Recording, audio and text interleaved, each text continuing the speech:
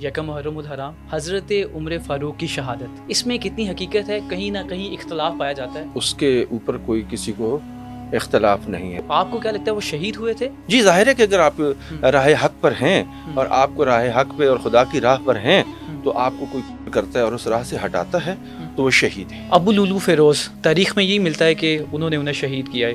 تو کیا ابو لولو فیروز وہ بھی ملعون ہوا؟ ملعون ہے. یعنی کہ حضرت عمر کو جس نے شہید کیا ہے اس پہ لعنت بھیجنی چاہیے.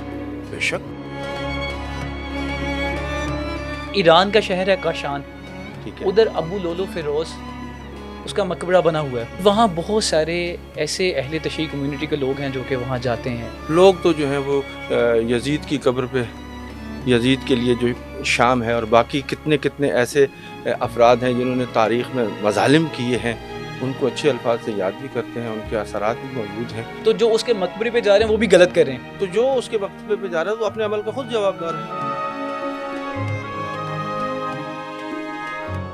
لاکھوں درود و سلام محمد صلی اللہ علیہ وسلم پر، ان آل پہ. فرمان مصطفیٰ ہے، یہ قول رسول ہے، حسین و منی و انا من الحسین. جیسے ہی محرم الحرام آتا ہے تو ایک غم ہے جو تازہ ہو جاتا ہے. آل رسول اولاد علی کو شہید کیا جاتا ہے. آج کا یہ پوڈ کاسٹ بڑا اہم ہے کیونکہ جیسے ہی محرم کا آغاز ہوتا ہے کچھ سوالات جنم لینے لگ جاتے ہیں. میرے ذہن میں بھی کچھ سوال آتے ہیں، تو میں نے ان سوالات کو حل کرنے کے لیے آج اپنے پوڈ کاسٹ اسٹوڈیوز میں علامہ صادق صاحب کو دعوت دی ہے. جو آپ کے سوال ہیں وہی تقریباً میرے سوالات ہیں. آج وہی سارے سوالات ہم علامہ صادق صاحب سے پوچھیں گے. سر بہت شکریہ آپ کے قیمتی وقت کا. جی بہت شکریہ. وعلیکم السلام. اچھا علامہ صاحب، محرم الحرام کا آغاز ہوتا ہے، یکم محرم الحرام حضرت عمر فاروق کی شہادت، اس میں کتنی حقیقت ہے؟ کہیں نہ کہیں اختلاف پایا جاتا ہے. حضرت عمر فاروق کی شہادت کب ہوئی تھی؟ بسم اللہ الرحمن الرحیم وبہ نستعین انہ خیر ناصر و معین. اما بعد، دیکھیں آپ نے پہلا ہی سوال جو کیا اس میں آیا کہ تاریخ کا یہ واقعہ ہے اور تاریخ میں بہت زیادہ اختلافات جو ہے وہ پائے جاتے ہیں. اور اب ظاہر ہے کہ یہ تو حقیقت ہے کہ ایک شخص اس دنیا سے جاتا ہے یا اسے قتل کیا جاتا ہے یا شہید ہو جاتا ہے، وہ بالآخر اس دنیا سے گئے اور ظاہر ہے کسی نہ کسی تاریخ پہ گئے تھے. اگر وہ یکم محرم کسی کے لیے ثابت ہو جاتی ہے یا کوئی بلیو کرتا ہے کہ یہ یکم محرم ہے تو اس کے اوپر کوئی کسی کو اختلاف نہیں ہے. اچھا تاریخیں دو بھی ہو سکتی ہیں، مثلا ممکن ہے یہ نہ ہو وہ ہو، لیکن بالآخر ایک آدمی اس دنیا سے گیا، موت کا تو ایک ہی ٹائم ہے نا، بار بار تو وہ نہیں مرے گا. تو اس پہ تو کوئی مشکل نہیں ہے کہ اگر کوئی حضرت عمر فاروق کی جو ہے وہ شہادت کہیں یا وفات کہیں یا ان کو کیا جانا کہیں، جو بھی ایلیمنٹ ہے اس میں اگر وہ یکم محرم کو ہے تو ان کے لیے ہم تو اہل تشیع تو اس بات کے زیادہ پروموٹر ہیں کہ جو بھی آپ کو جس کو بھی آپ راہبر اور رہنما مانتے ہیں، اگر وہ اس دنیا سے جاتا ہے اور اگر اسے بالخصوص جب کر دیا جائے تو آپ کو اس کی یاد جو ہے وہ منانا چاہیے. لیکن آپ کے ہاں تاریخ کیا کہتی ہے؟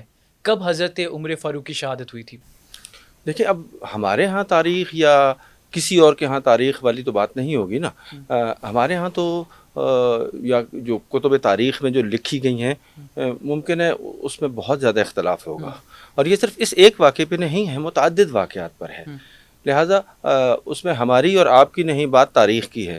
تاریخ میں ہم کلیات پہ رہ رہے ہیں کہ اگر تاریخ میں ایک شخص کے جو قابل احترام ہیں یا کوئی بھی شخص قابل احترام ہے یا عام کسی کا عزیز بھائی رشتہ دار دوست ہے، وہ اس دنیا سے جاتا ہے اور وہ ایک اچھا انسان ہے، یا جو اس کے فالوور ہیں، جو اس کے عزیز و اقارب ہیں، جو اس سے محبت کرنے والے ہیں، ان کو یہ رائٹ حاصل ہے کہ وہ اس کے غم میں تعزیت کا اظہار جس طریقے کو وہ جائز سمجھتے ہیں، جو وہ مناسب سمجھتے ہیں، یہ ان کا بنیادی اور بیسک رائٹ ہے. اچھا آپ نے کہا کہ جو حضرت عمر فاروق ان کی شہادت یا ان کا اس دنیا سے جانا لے لیں، تو آپ کو کیا لگتا ہے وہ شہید ہوئے تھے؟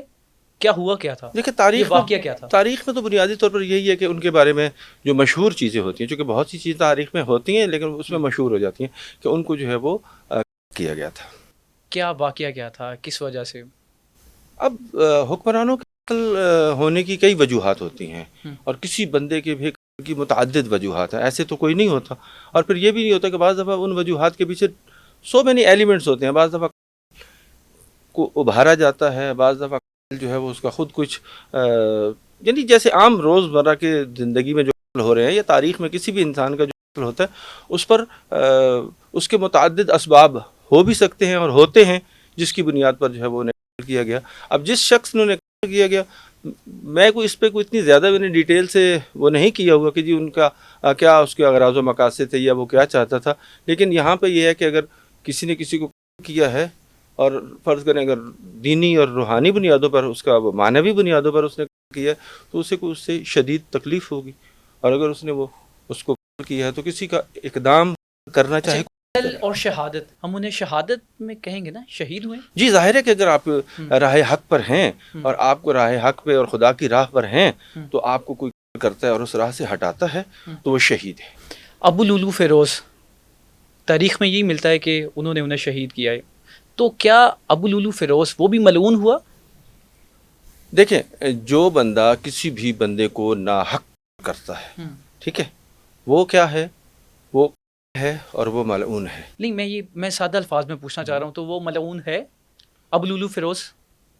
دیکھیں اب میں پھر وہی عرض کر رہا ہوں کہ میں صرف سادہ سا پوچھنا چاہ رہا ہوں. قتل کر دیا نا انہوں نے، شہید کر دیا حضرت عمر کو، تو وہ ملعون ہوا؟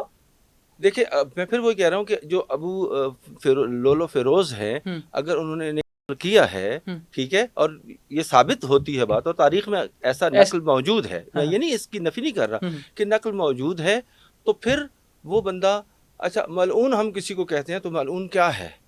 ملعون کی لعنت کی بھی تعریف کر لیں. لعنت کی تعریف، اچھا لعنت ایک ایسا عمل ہے کہ جو خود لعنت اللہ علی الکاذبین، خدا بھی اس کام کو کرتا ہے ٹھیک ہے، یہ کوئی خدا نہ خواستہ بری بات نہیں ہے. اچھا اب لعنت کیا ہے؟ خدا کی رحمت سے دوری اور اس کے کردار سے بیزاری. یقیناً جس بندے نے حضرت عمر کو کیا، حضرت عمر کے جو چاہنے والے ہیں یا اس بندے سے وہ کیا کریں گے؟ بیزاری کا اظہار کریں اور اس کے کردار سے دوری کا اختیار کریں نا. تو لعنت جو ہوتی ہے وہ یعنی کہ حضرت عمر کو جس نے شہید کیا ہے اس پہ لعنت بھیجنی چاہیے. بے شک اس پہ بے شک بھیجنی چاہیے. ہاں.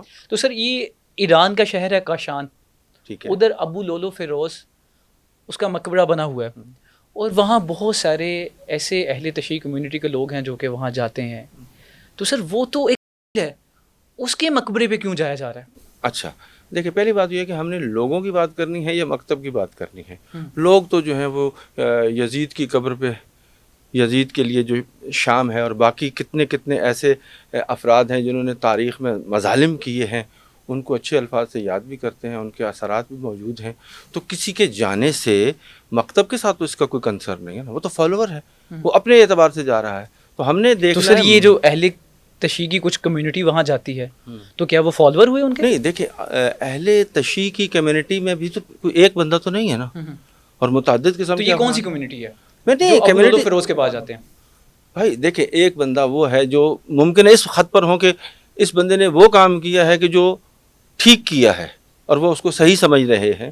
تو آپ کو کیا لگتا ہے وہ صحیح کیا تھا اس نے؟ دیکھیں ہم تو کہتے ہیں کہ کسی بندے کو بھی ناجائز کرنا نہیں ہم اس میں جائز ناجائز تو میں ویسے کہہ رہا ہوں کہ حضرت عمر کی شہادت جو ہے وہ جائز ہے یا ناجائز سے ہٹ کے، کیا اس نے ٹھیک کیا تھا؟ غلط کیا.